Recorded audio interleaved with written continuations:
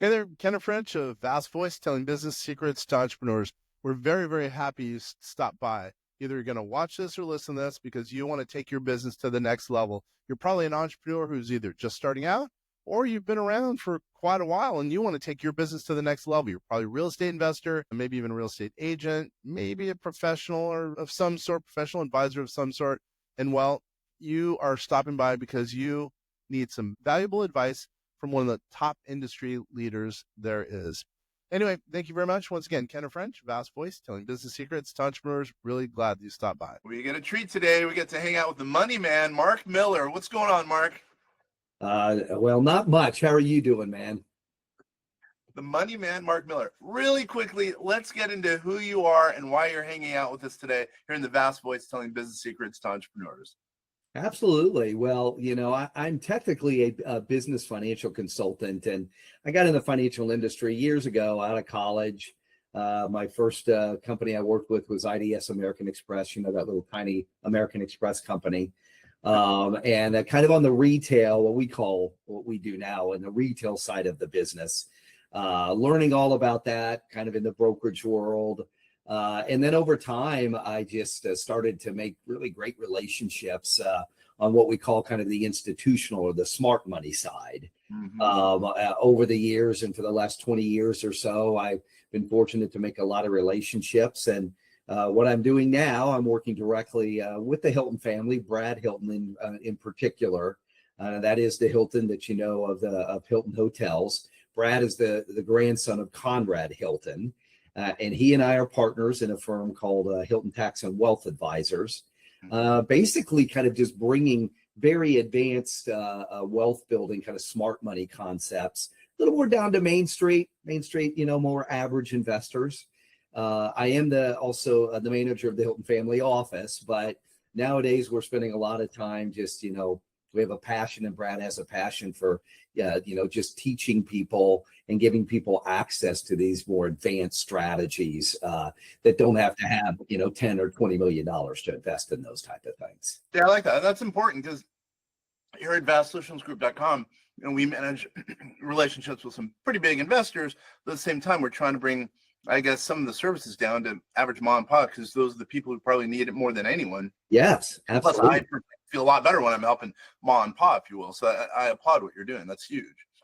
All right, so let me ask a few more questions. You have a very interesting gig. You've been around for a while. You know what a family office is. You've developed a family office, at least a pretty darn good relationship with a big family name. So why don't we start at the beginning? Let's first kind of crawl before we can walk.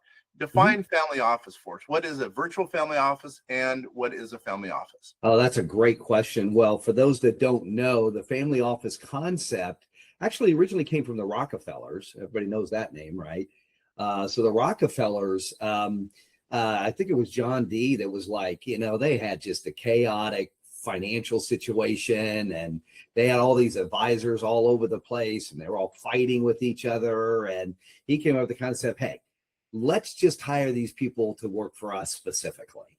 And they opened up the first family office, and within 5 years, they doubled their wealth. Because basically the whole concept of the family office is kind of all those minds getting together, communicating, and working towards a common goal for that family. So the original was an individual family office. Then over the years, it grew to a multi-family office.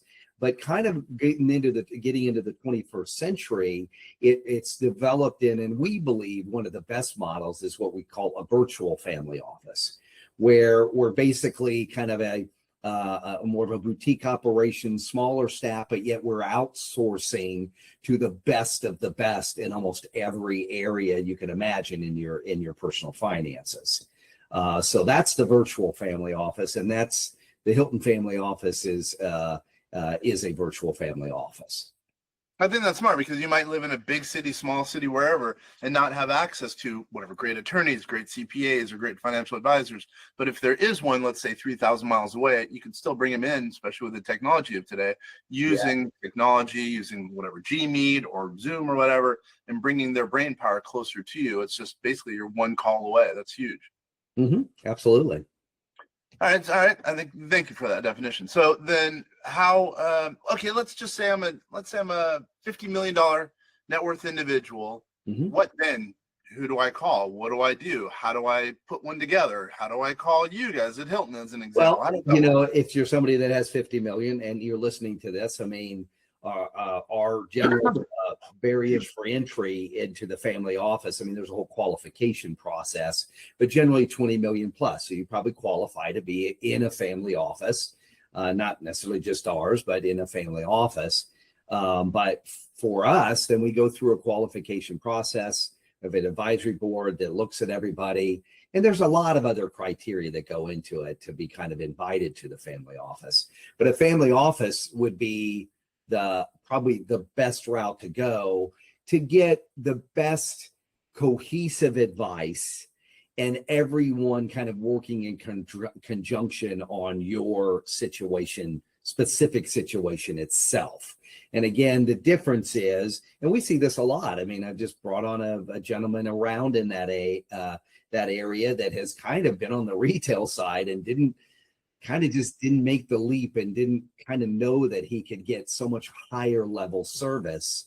But basically now he's going to come on board and we're going to be able to dive in, and our individual kind of just best in class folks are going to communicate about his specific situations together, as opposed to he's got like 7 different advisors. By the way, he has 2 financial advisors that are arguing with each other all the time.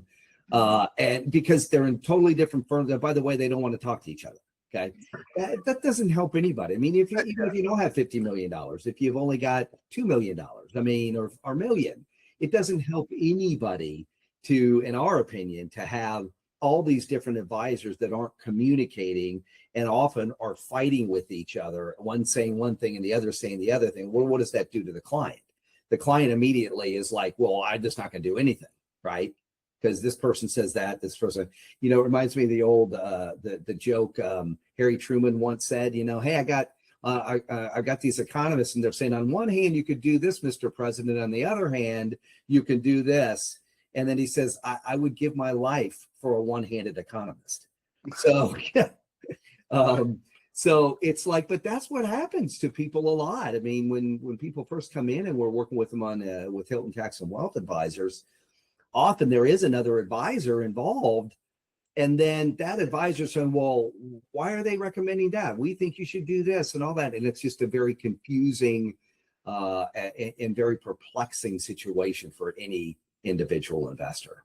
I think sometimes having 2 different viewpoints might make sense because, the owner in let's say in this circumstance can determine which is best. But in general, you have to be working all be on the same page. And I think Absolutely. I think with family offices, if you've hit whatever 20, 50 million, like I mentioned, I think that you should be able to scale. You should be able to work as one team, have an attorney who's quote on staff is virtual.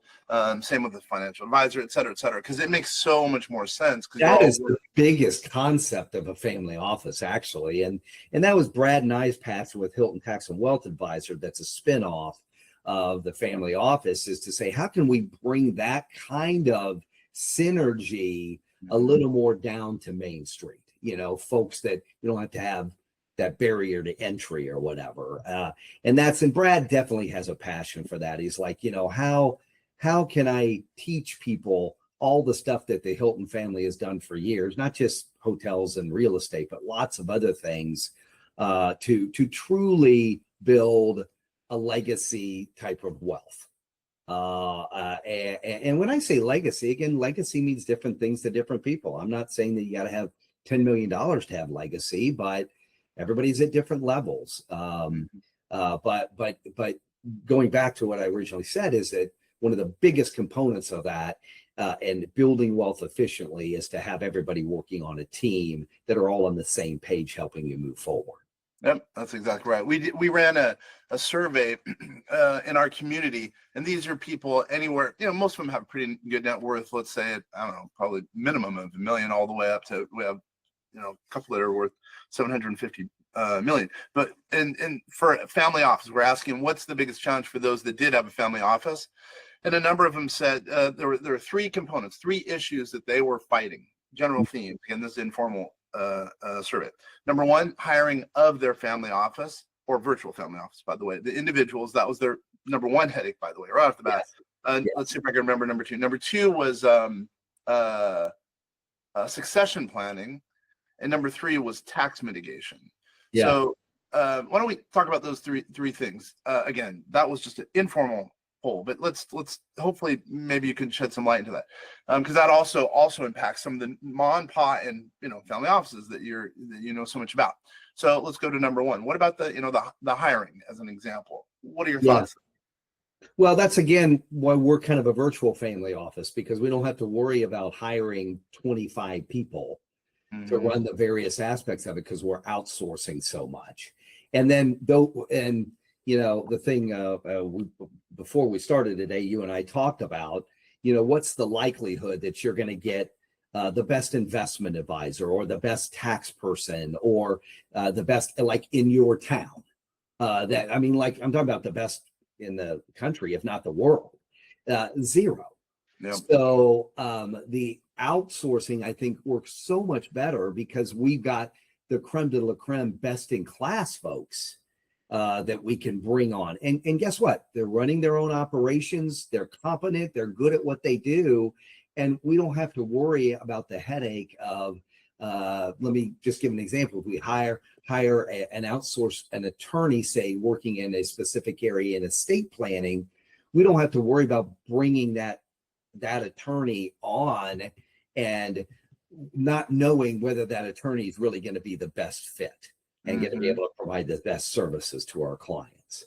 So and I'm not saying, and I do know, because I do know some bigger family offices that have a lot of problems with turnover and getting quality people, and it's very difficult. A lot of family offices might, if it's a single family office, might poll from their family themselves to bring people in.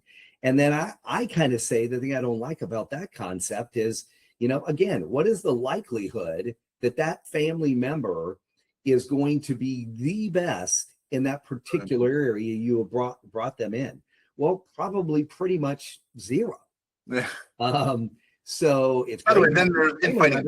That's a whole other deal, by the way. Yeah, maybe you can trust them, but are they going to be the most competent and the best person in that particular area? Yeah. And by the way, our answer to that would be AI. We believe in, someone could hire and hire and hire, which is great. We believe in that, obviously, keeps the economy going, et cetera. But at the same time, if you could utilize artificial intelligence to potentially make yourself more efficient, yes, more power to you. And sometimes, AI can go a little bit further than people believe when it comes it's to hiring. amazing. Yeah, we're on the cutting edge of a lot of that stuff. I just came from an event where it was all about AI, robotics, digital currencies, all the kind of new cutting edge stuff. And strangely enough, as a matter of fact, we just invested, and our clients did, in a very large bioscience company that's doing really, really well. And we were on a call with the CEO and a couple of the members, and they found some solutions that they have been working on for 10 years. Once AI got to the right point, AI helped them figure it out and figured out the technology and the therapeutics, all that needed to be done in like just a couple years. So it was almost like what they likened it to was having another 100 PhDs on their board, on their advisory board. Yeah, people used to laugh at me when I was talking about artificial intelligence. I remember I did a presentation 2010, May 2010, 4 seasons in Las Vegas. We only had 20 people come because it was AI and finance and tax. Yeah. And now I look like the smart guy. What's AI back there? What AI? What? That's the Terminator stuff, right? That's exactly right. But AI can go so far that, as I was talking about hiring and, not having to hire extra people, potentially bringing costs down to the end user client. Plus, for us, for tax liability, we've been using AI under our model called Einstein, and it's lowered tax liability in a big way. Anyway, all right, I won't go into that. So what about the number 2 issue we found that so many of our people had? Again, informal poll of our community called Vast Vault. Telling business secrets to entrepreneurs. But what I would say is succession planning. What do you see in succession planning as it relates to, not only with the virtual office, but also maybe even the family patriarch or matriarch. Yes, what I see is it's tough. And you may concur with this. Succession planning is very complex.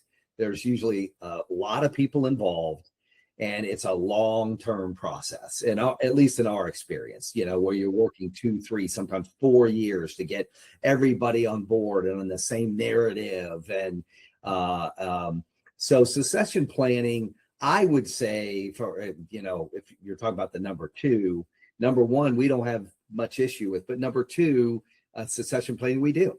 That's the hardest. Yeah. It's hard. Yeah. I mean, it's very, very hard. I mean, I think we do a pretty good job at it. We can always do better.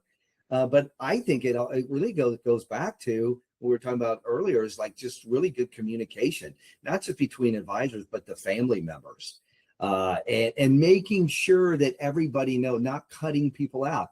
We just had a conversation at this event, and we did a panel about how important, and the Rockefellers were talking about this on the panel also, how important it is to, for years, everybody's ignoring the spouses of the direct heirs, so to speak, and not thinking about them. Well, the heirs will tell them and all that.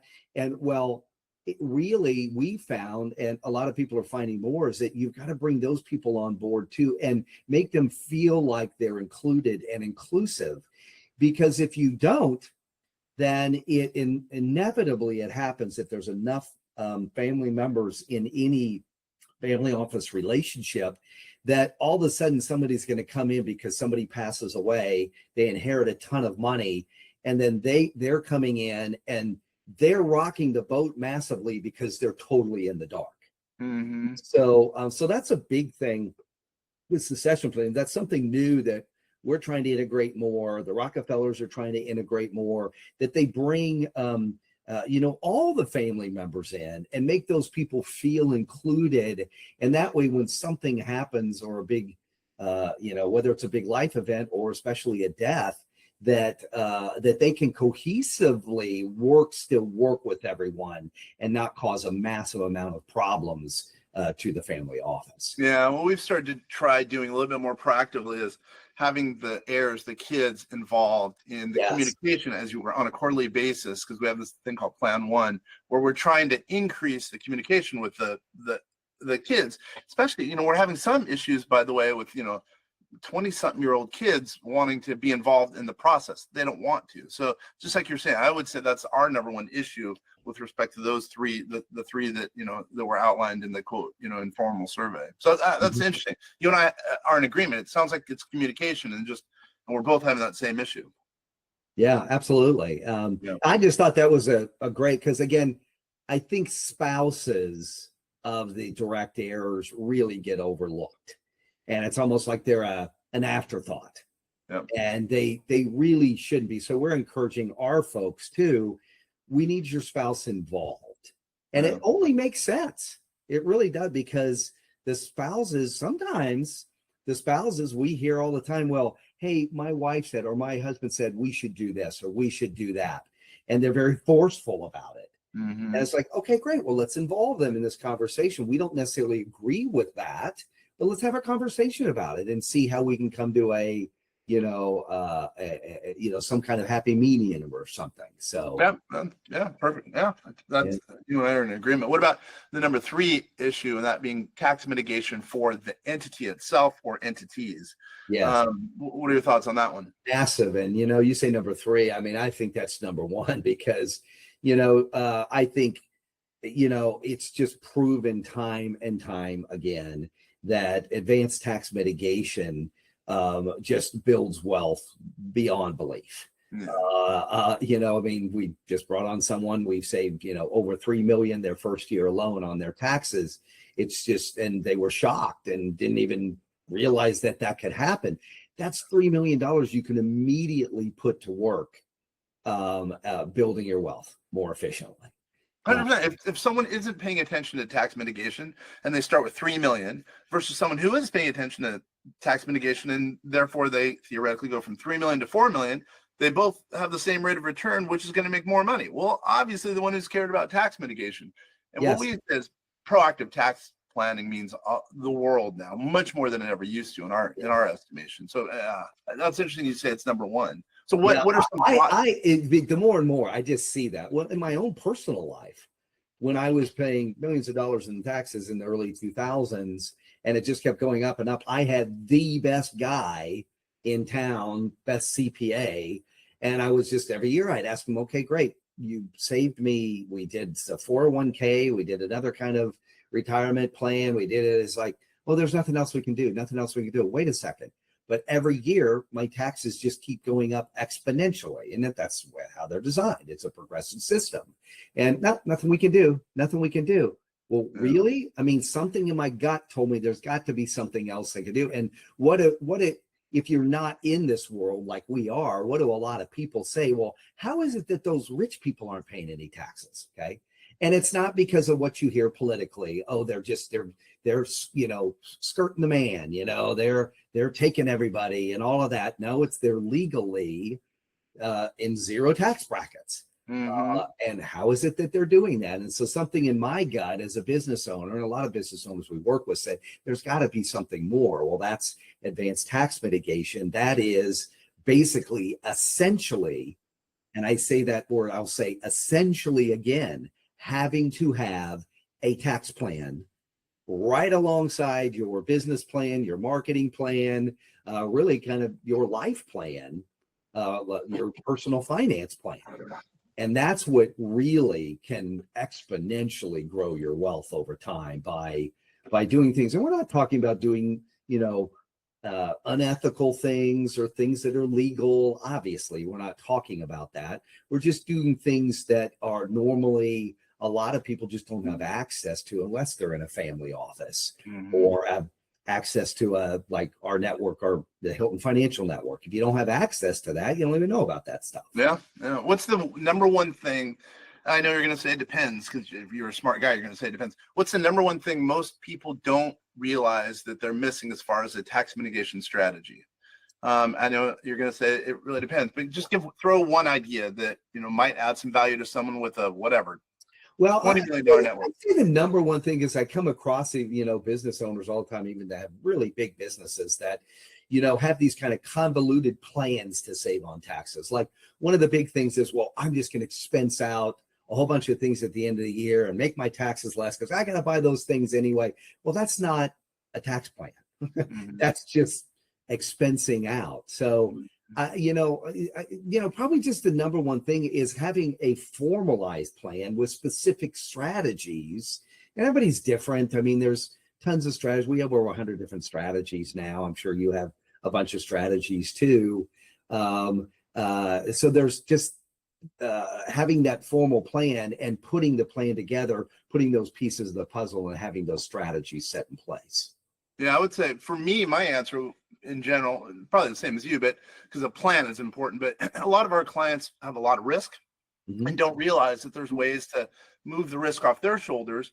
831B, which is a captive insurance company, captive. I think those make a lot of sense because you could put away $2.8 million depending on the year, et cetera. You can put away a bunch and it's deductible, by the way. Generally speaking, talk to your tax advisor. But the nice thing is if you have a lot of risk, move it off your shoulders into another group's shoulders. You get the benefit of owning the entity, and you don't have to pick up the earnings. Strategies are great.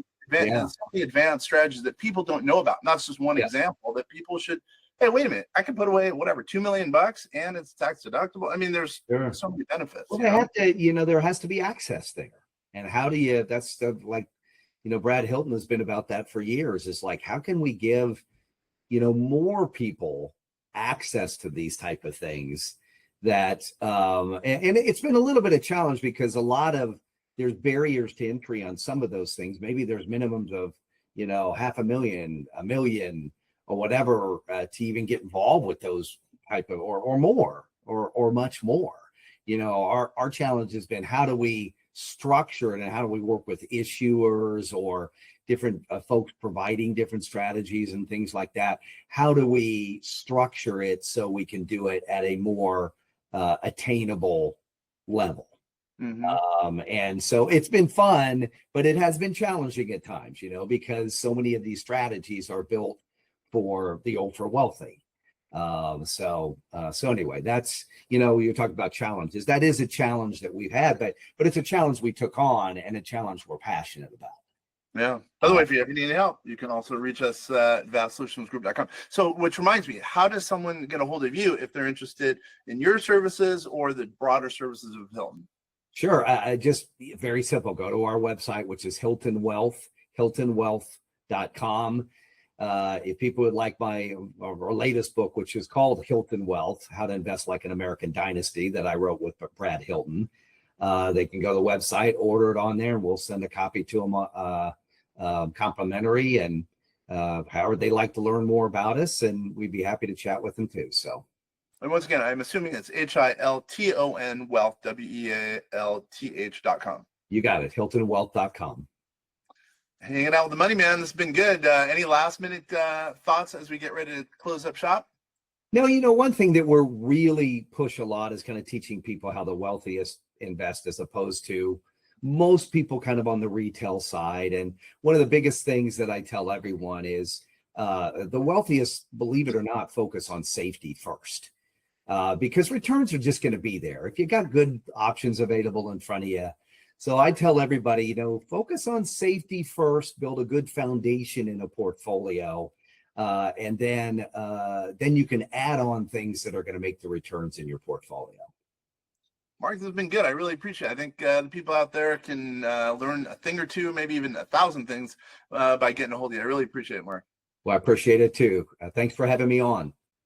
Once again, this is Ken French, Vast Voice, telling business secrets to entrepreneurs. Thanks, everybody.